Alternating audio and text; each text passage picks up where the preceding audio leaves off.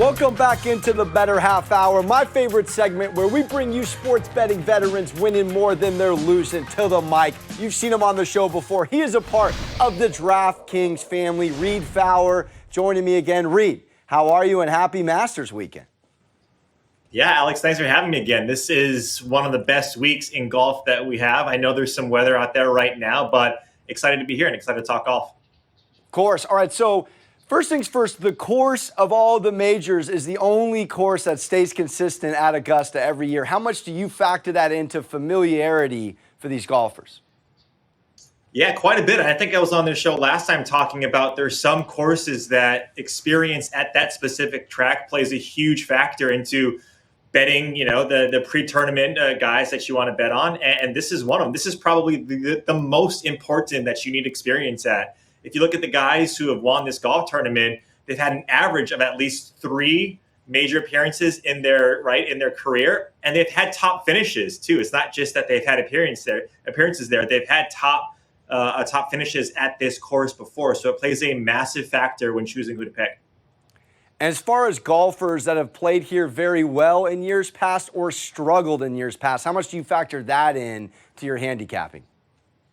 Yeah, same. I mean, look, the reason why it's so nice here, and not that it's easy at all, right, is that it's at the same place, right, Alex? We talk about that all the time, that a lot of these golf courses, they can change, right? Even some of these, like there's some golf courses on the PGA Tour schedule that really don't. Riviera, Augusta National, there's just a handful that just stay. But this one has been at this venue for so long, so you kind of want to factor that in. Having said that, though, there are guys that, look, you can have a couple of missed cuts. Rory McIlroy has, missed the cut last year, and Dustin Johnson has missed the cut, right? But it doesn't really factor in a ton when you talk about these guys who are playing well, who are ranked, top 10, top 25 in the world, and have current form coming in. So it definitely plays a factor. I'm not going to worry too much about the guys who missed the cut. More about let's get these guys on the course more times than not, and then see how they play. From a betting perspective, Reid, do you like to watch the first round unfold and live bet, or do you prefer to actually make all your bets prior to the first round? Yeah, I'll make a handful of pre-tournament bets because those lines, are the best, right?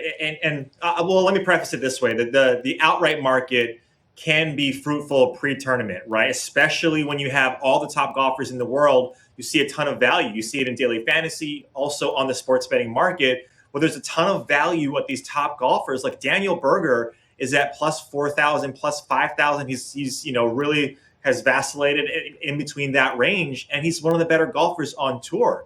And you have Will Zalatoris at plus 3,500. He doesn't have a PGA Tour win yet. So you like those pre-tournament odds. Having said that, though, there are some cases to be made that once you see these guys go out there, and if they can put up a good round on Thursday, then you might want to fire on them because they got the right side of the tee draw. Let's say a guy that goes out tomorrow afternoon plays well. Well, he's going to go out Friday morning where the course conditions are going to be a little bit softer and could get off to a fast start. So maybe you want to wait on making some of those bets after you see the first round, and especially the matchup. So I'm a big person who plays matchups, after I see these guys play for one round. And in the second round, I'll probably look at fading some of those guys who maybe putted well but didn't hit it. And then vice versa, guys who hit it well who putted incorrectly or putted badly, those are the guys I'd be chasing. Have to bring up the talk of the Masters weekend. Tiger Woods in the building. How are you looking at him from a betting perspective? Of course, he's won 5 green jackets. He's only missed the cut once, and it was his first year ever. What are your thoughts on all things Tiger Woods bets? Yeah, it's crazy that he's even here, to be honest. And I love it. We always talk about, I'm sure you've heard this quite a bit, Alex, this week, that he is the needle that moves golf. And it's true. Having said that, if you're looking at it from a profit standpoint, I think there's too many tails on both sides of him making or missing the cut.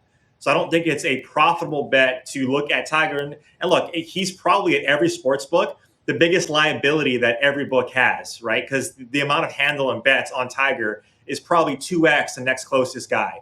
Having said that, I want him as a fan to make the cut, but the positive EV bet to me is probably for him to miss it, which is going to get me a lot of flack on Twitter, which is not the popular pick. But that's probably the smarter bet. Because I bet a lot, and a lot of us do bet with your heart, I'm probably just going to stay away and just enjoy the ride and see Tiger Woods back at Augusta. It's a beautiful thing.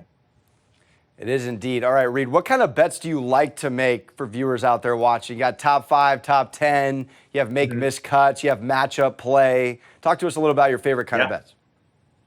Yeah, of course. Outrights are the favorite, right? That's the stuff that a lot of people like to talk about, because if we can claim that we call the winner pre-tournament, it's pretty nice and you get a nice payout. But look, positive EV bets, top 5, top 10, top 20, the derivative markets are fantastic. Look, Stuart Sink is probably one of my favorite derivative bets to make the top 20 at plus 800. He's got a solid record here. He was 7th at Valspar, a handful of weeks ago, and he gained 5 strokes on approach and putting. And again, he's been here since 2004 and is a major winner. So there's value to be gleaned from these derivative markets. But at the same time, the favorite bets to make are the outrights, because we want to catch the winners. How about someone flying under the radar from a value perspective you're thinking about firing on to win? Yeah, so the first guy I wanted to mention was Shane Lowry, but I think he's getting a lot of love today, so I'm not going to use that. I'm going to use Daniel Berger. I alluded to him earlier. Look, if you got it earlier in the week at plus 5,000, that's where he was sitting. I think he's now at plus 4,000, so he's come down quite a bit.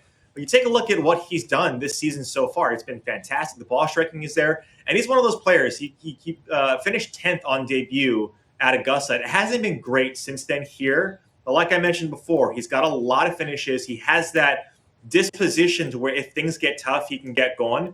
And we saw him, like, he was second after round 1 at the Players, but because of that weather and because of how wonky that week was, he finished top 15. I think he's flying under the radar and someone that you probably want to take a closer look at before the tournament starts. And even if it starts and he shoots a 69 on Thursday, I still like him down the stretch. How about previous winners that you're looking at in this tournament? A DJ, maybe a Tiger. I mean, you're not like a Tiger, but anyone that's won in recent memory that you're thinking about winning? Look, Adam Scott, I think, is someone that you got to pay attention to. Australians are very creative around the greens. They've had to growing up in Australia and playing golf there. And he's someone that, look, his ball striking is fantastic, and he's putting with that broomstick fantastically, Alex. Like, once he switched to that long putter, the guy has been a much better putter. So he's someone I'm taking a look at as a past winner. I'm worried about Hideki and the neck. It's just, I can't really get there, and it's so hard to repeat back-to-back. Tiger Woods is the only person to do it in our modern game, right? In like the last handful of years to do it back-to-back. But I would probably say Adam Scott is probably one of my favorites. DJ has gone to the red. No one's talking about DJ, and I wouldn't be surprised. Granted, he won in that November edition in 2020, but like, would anybody be surprised if DJ comes back and he wins another one? Not at all. Reid, phenomenal insight as always. Thank you so much for stopping by. Don't go anywhere. Coming up next, we're talking all things Masters, some more here, talking about some players as well. Don't go anywhere here on the Bettor Half Hour.